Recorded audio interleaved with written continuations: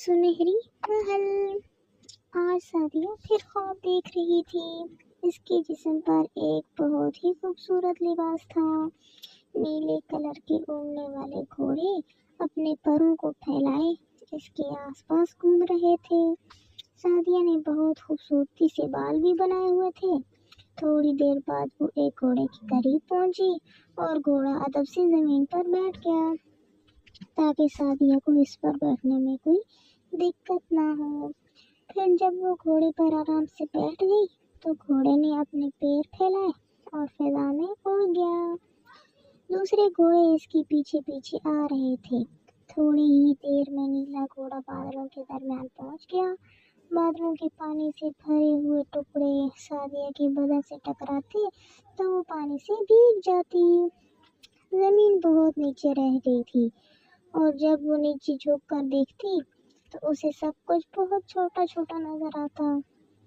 اڑنے والے گھوڑے اسے لے کر آخرکار پرستان پہنچ گئے جہاں اس نے ایک بار پھر اس سنہری محل کو دیکھا جو پورے کا پورا سونے کا بنا ہوا تھا۔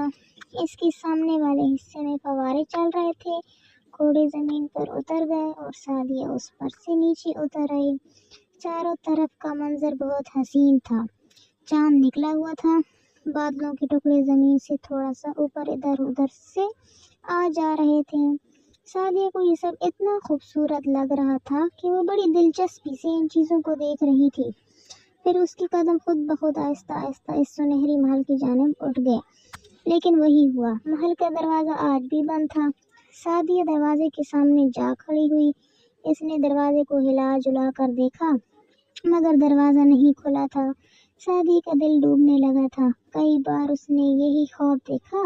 رات کو جب وہ گھر کے کام کاج سے تھک کر سو جاتی اور اس کا دل اداس ہوتا تو نیند کی وادیوں میں پہنچتے ہی اسے یہ منظر نظر آتا۔ نیلے رنگ کے اڑنے والے خوبصورت گھوڑے اور اس کے پاس پہنچ جاتے۔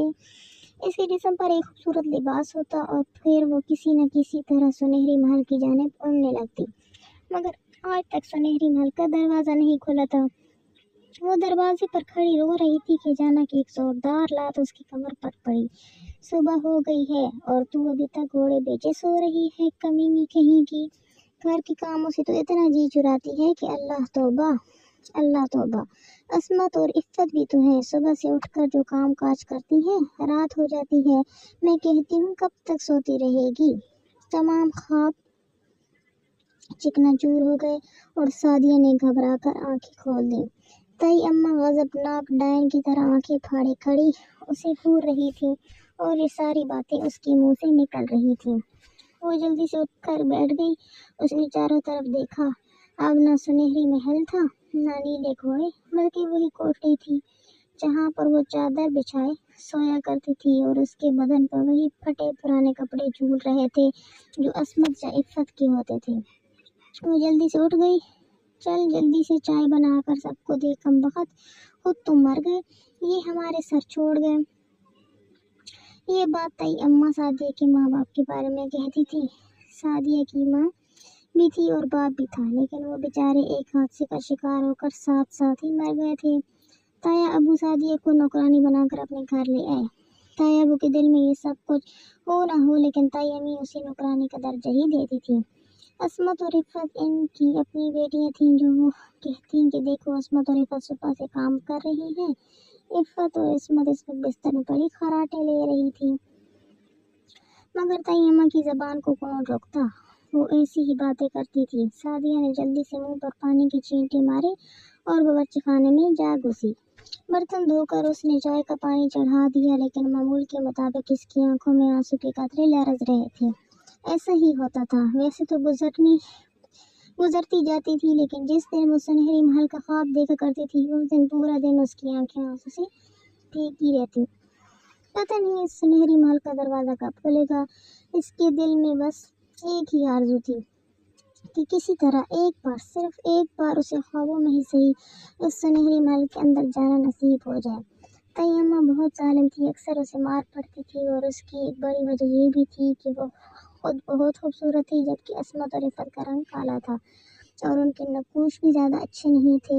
اگر عصمت اور عفت کے لیے رشتے آتے तो वो देखने के लिए जब भी सादिया को देख लेते तो उनके इरादे बदल जाते। सादिया भी तो हमारी ही बेटी है, अगर तुम इससे शादी करना चाहो तो हम खुशी खुशी तैयार हैं। और तैयमा बड़े गुस्से से सबको मना कर देती। अब तो बहुत अरसा हो गया था, तैयमा ने हदायत कर दी थी कि खबरदार, जब लड़कियों के लिए कोई रिश्ता आए तो तुम बावर्ची खाने से बाहर ना निकले, या निकले भी तो इस तरह अपनी शक्ल काली करके निकले कि जो भी उसे देखे तौबा तौबा करे। सादिया इस तरह का वक्त गुजार रही थी, लेकिन सुनहरी महल के ख्वाब उसे फिर सबसे ज्यादा अजीज थे। फिर एक दिन खुदा का करना यूँ हुआ कि सादिया एक दिन वही ख्वाब देख रही थी। वो सुनहरी महल के दरवाजे पर खड़ी अपनी तकदीर को रो रही थी कि काश सुनहरी महल का ये दरवाज़ा खुल जाए। अभी वो ये सोच ही रही थी कि उसे अपने पीछे कुछ आहटें सुनाई दी और उसने चूम कर पीछे देखा तो देखती ही रह गई। वो परिस्तान का शहजादा था, इतना खूबसूरत कि कोई देखने वाला देखता ही रह जाए। दूध जैसा सफ़ेद रंग, बड़ी बड़ी काली आंखें, बहुत ही खूबसूरत बाल, लंबा कद, गुलाबी होंठ और होंठों पर मुस्कुराहट। जिस तरह सादिया शहजादे को देख रही थी, इसी तरह वो शहजादा भी सादिया को देखे जा रहा था। फिर 2 कदम आगे बढ़ा और उसने झुक कर कहा, आप कौन हैं मोहतरमा? मेरा नाम सादिया है। आप यहाँ क्यों खड़ी हैं? पता नहीं, नीले रंग के घोड़े मुझे यहाँ ले आ जाते हैं, लेकिन ये सुनहरी दरवाज़ा आज तक कभी नहीं खुला। नौजवान ने मुस्कुराकर कदम आगे बढ़ाए और फिर दरवाजे को जरा सा अंदर धकेला। दरवाजे के कवाड़ खुल गए और सादिया का दिल बुरी तरह धड़क उठा। आइए, नौजवान शहजादे ने कहा और सादिया के पांव कपकपाने लगे, लेकिन नौजवान शहजादे ने इसका हाथ पकड़ लिया और अंदर चलने का इशारा किया। सादिया लरजते कदमों से अंदर दाखिल हुई। अंदर दाखिल होते ही यूं लगा जैसे जन्नत के दरवाजे खुल गए हों। सुनहरी महल तो बस देखने के काबिल था। दरवाजे से आगे फूल ही फूल खिले हुए थे, लेकिन सारे के सारे सोने की रंगत के। हर चीज सोने की बनी हुई थी। सादिया इस नौजवान के साथ एक एक कदम आगे बढ़ती रही और एक एक चीज को गौर से देखती रही। शहजादा उसे महल की सैर करवा रहा था। वो सुनहरी महल सचमुच ख्वाबों का महल ही लगता था। कोई इंसान इस महल को देख ले तो वो भी पागल होकर रह जाए। दूर दूर तक कोई इंसान नजर नहीं आ रहा था। नौजवान ने कहा, आपने मुझसे मेरा नाम नहीं पूछा, जबकि अपना नाम तो आपने बता दिया। सादिया ने आंखें उठाकर उसे देखा और बोली, मैं माफ़ी चाहती हूँ, यहाँ आकर मैं तो बिल्कुल ही पागल हो गई। ऐसी जगह मैंने कभी नहीं देखी। आपका नाम क्या है? शहनाम नाम है मेरा।